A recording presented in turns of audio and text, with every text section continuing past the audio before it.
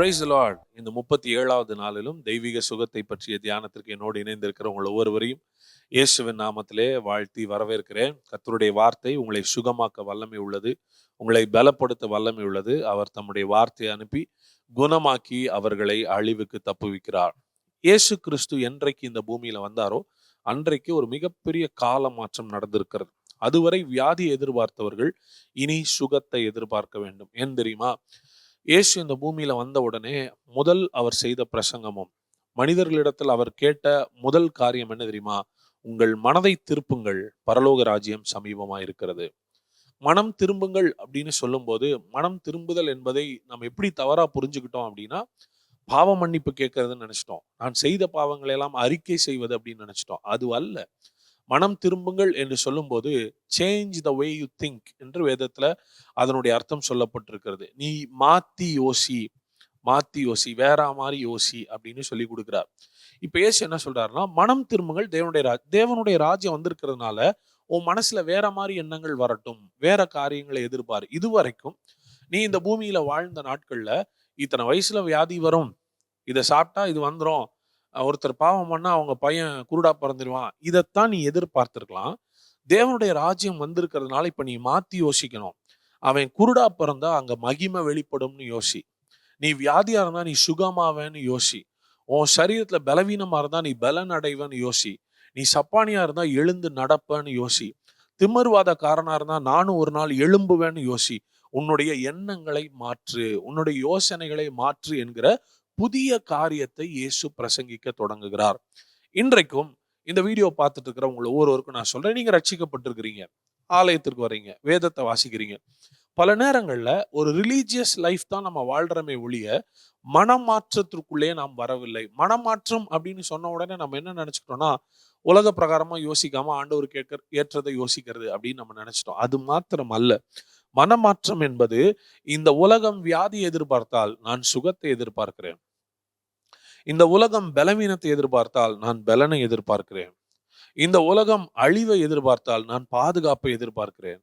இந்த உலகம் குறைவை எதிர்பார்த்தால் நான் நிறைவை எதிர்பார்க்கிறேன். உங்கள் மனம் திரும்ப வேண்டும் என்று சொல்லும்போது மாற்றத்தை மனசிலே கொண்டு வாங்க. தேவனிடத்தில் அற்புதங்களை எதிர்பாருங்கள். You are in the kingdom of God. தேவனுடைய ராஜ்யத்தில் வாழ்கிற நீங்கள் உலக வழக்கத்தின்படி எதிர்பாராமல் தேவனுடைய வார்த்தையின்படியும் குணாதிசயத்தின்படியும் நீங்கள் எதிர்பாருங்கள். கர்த்தரால் என்ன செய்ய முடியுமோ அதை நீங்கள் எதிர்பாருங்கள். மனிதர்களுடைய வார்த்தைகளை நம்பி எதிர்பார்ப்பதை விட கர்த்தருடைய வார்த்தையை நம்பி எதிர்பாருங்கள்.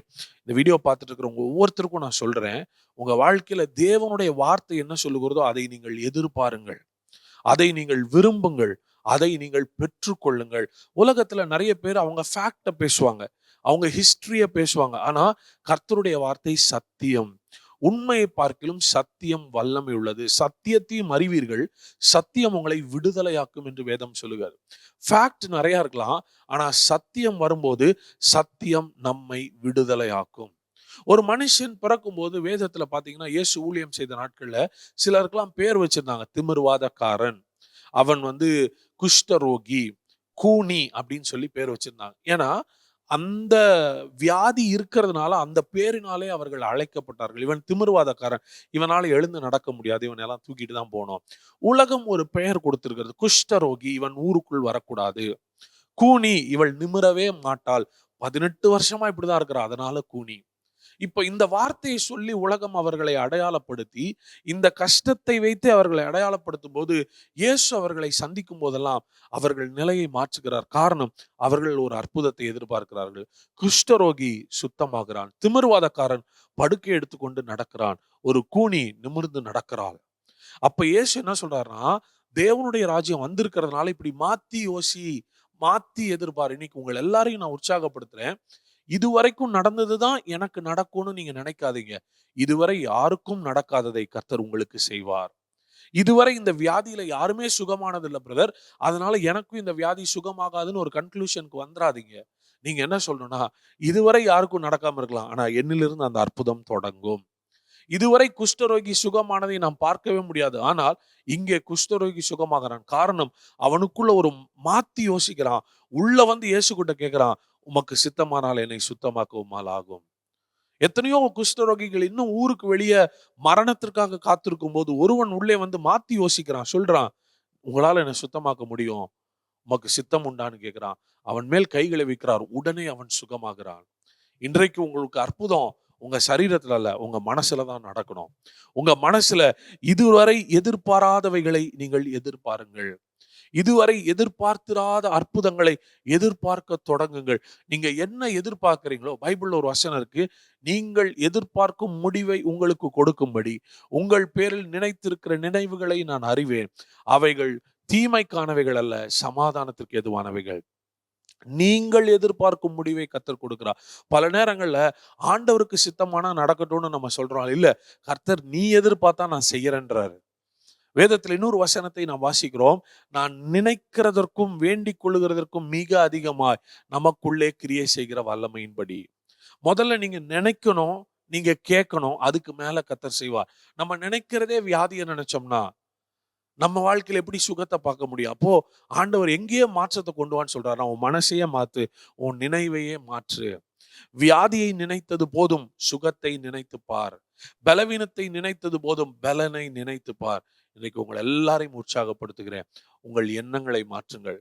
உண்மையான ஆவிக்குரிய யுத்தம் பிசாசோடு அல்ல, வானமண்டலத்தின் அந்தகார லோகாதிபதிகளோடு அல்ல, உண்மையான ஆவிக்குரிய யுத்தம் உங்கள் எண்ணங்களோடு தான் நடக்கிறது. உங்கள் எண்ணத்தில் வியாதியை குறித்த எண்ணத்தோடு போராடுவீர்கள் என்றால் நீங்கள் சொல்லுங்கள், சுகத்தை பேசி மேற்கொள்ளுங்கள், ஆரோக்கியத்தை பேசி மேற்கொள்ளுங்கள். உங்களுடைய சரீரத்தில் ஆரோக்கியத்தையும் ஜீவனையும் நீங்கள் விசுவாசியுங்கள். உங்கள் எண்ணங்களிலேயே ஜெயித்து விடுங்கள். நிச்சயமாக உங்களுடைய வாழ்க்கையில ஒரு பெரிய மாற்றம், உங்களுடைய சரீரங்கள் அற்புதங்கள் நடக்கும். இந்த வீடியோ ஃபர்ஸ்ட் டைம் பார்ப்பீங்கன்னா இந்த சேனலை சப்ஸ்கிரைப் பண்ணுங்க. உங்களுடைய கமெண்ட்ஸ் எங்களுக்கு தெரியப்படுத்துங்க, லைக் பண்ணுங்க. இந்த வீடியோ மற்றவர்களுக்கும் ஷேர் பண்ணி விடுங்க. யாரோ ஒருவர் இந்த வார்த்தை கேட்கறதுனால அவர்களுடைய மனதிலே மாற்றம் உண்டாகட்டும், அவர்களும் சுகமாகட்டும், அவர்களுக்கும் ஆரோக்கியம் உண்டாவதாக. என்னோட கூட சேர்ந்து ஜெபிக்கிறீங்களா? அன்பின் பரலோக பிதாவே, இந்த வீடியோ பார்த்து கொண்டிருக்கிற ஒவ்வொருவருக்காக நான் ஜெபிக்கிறேன். ஆண்டவரே, அவர்கள் மனம் மாறட்டும், அவளுடைய எண்ணங்கள் மாறட்டும், அவளுடைய யோசனைகள் மாறட்டும். இதுவரை வியாதியை யோசித்தவர்கள் இனி சுகத்தை யோசிக்கட்டும், அற்புதத்தை யோசிக்கட்டும், விடுதலை யோசிக்கட்டும், ஆரோக்கியமான வாழ்க்கையை யோசிக்கட்டும். அவளுடைய மனதிலே ஒரு பெரிய மாற்றம் உண்டாவதாக.